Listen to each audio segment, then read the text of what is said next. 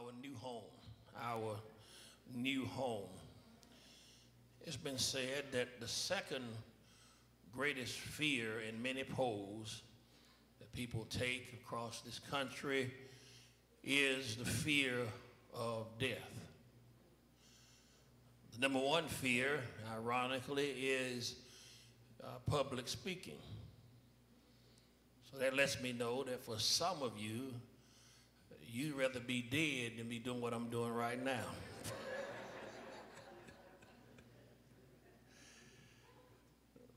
But I can't help you with number one, but with number two, fear of facing the end. There's a reassurance from the Apostle Paul found in the text this morning. We shouldn't rush to death. Nothing wrong with enjoying life. Dr. King himself said longevity has its place. However, our desire to live shouldn't be based upon our fear to die. Our desire to live should be based upon goals and dreams and destinies that we have not yet achieved. Maybe our desire to see our children go forward, so hopefully you're sowing seeds in them now where they will show the harvest and produce the harvest that you're praying for. That's why we want to live, not because we are afraid just to die. If you're afraid to die, I want to let you know that you might want to re-examine your soul salvation. When that time comes, if you're gripped with fear of the unknown, of not knowing what to expect, that might be a sign. I can't judge you, not my job, but it might be a sign that you may want to go back and say, Lord, draw me nearer to the cross of Jesus. Paul says that I got good news for you. Not that being dead is so great, but there's a new home that I want you to know about. A divine treasure, one that is the gospel, that is Jesus Christ himself inside of us. He says we have this ministry. Everybody in here has a ministry.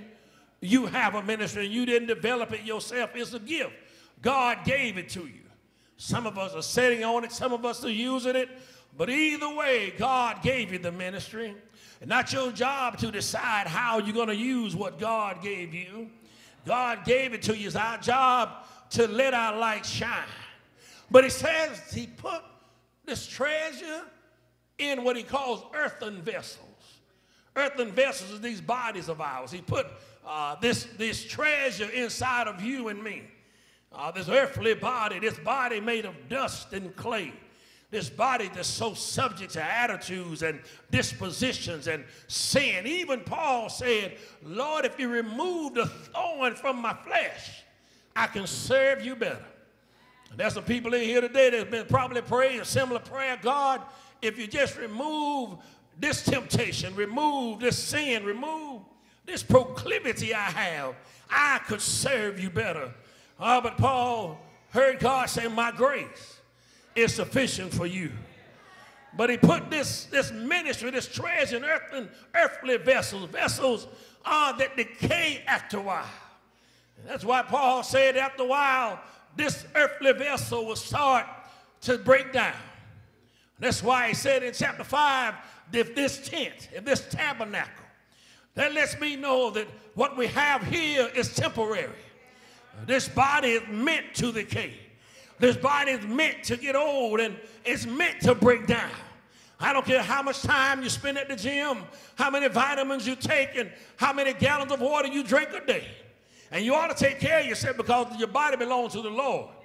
Don't get me wrong, but now I don't care how much you do it. After a while, your body's going to start to break down. After a while, pain going to show up and you ain't did nothing to earn the pain.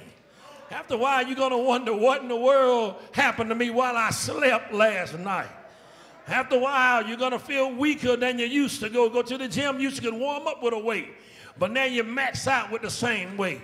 Time got a way of equalizing a whole lot of folk. After a while, you got to go buy a little makeup to cover the wrinkles that are on your face. Used to be you could get up in the morning and wipe your face and look like a model. Now you spend 30 minutes in the mirror trying to blush out the wrinkles and blend them into your skin. Time got away of sending us alarm clock saying death is on the way. Now the scripture said it does not yet appear what we shall be. But when he come back, we'll be just like him. Well, what was Jesus like when he came back from the grave? When he overcame death, hell, and the grave, he could walk through walls. He could come in the room with the doors being locked. He could eat if he wanted to, but he didn't have to eat. He could step on a cloud and move up from earth to heaven. What kind of body? He had a body that the enemy could not grab a hold of. He had a glorified body. He had a body that you could know him when you see him. But if he decided to disappear, he could just check out. That's why the men walked with him on the Emmaus Road, and they didn't recognize who he was. But when he broke bread, they said, I know that name. I know how he breaks that bread. But then they turned around and he was gone. Don't you know you're going to have a body that's so powerful?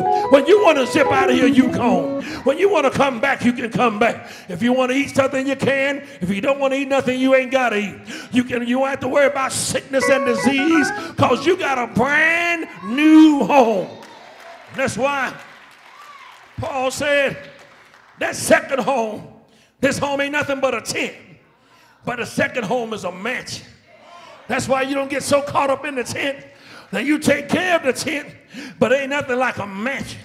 I don't know anybody in here who will say I'd rather live all the time in a tent rather than a mansion. How do I know it's a mansion? Because Jesus already said, let not your heart be troubled. If you believe in God, believe also in me. In my Father's house are many mansions. If it were not so, I would have told you. That's what I like about it. He said, I'm going back to prepare a place for you. Don't you know that Jesus is right now preparing your mansion? If you already saved, you already got a confirmation number. He's already getting it ready. The thing is, the mansion is ready for you. The question is, are you ready for the mansion? That's why you better draw close to God. And the old folks said you got to send us some timber every now and then. He said, I'm getting the mansion ready for you. But Paul said, God is getting you ready for the mansion. That's why every now and then, he says, I'm giving you the Spirit as a guarantee.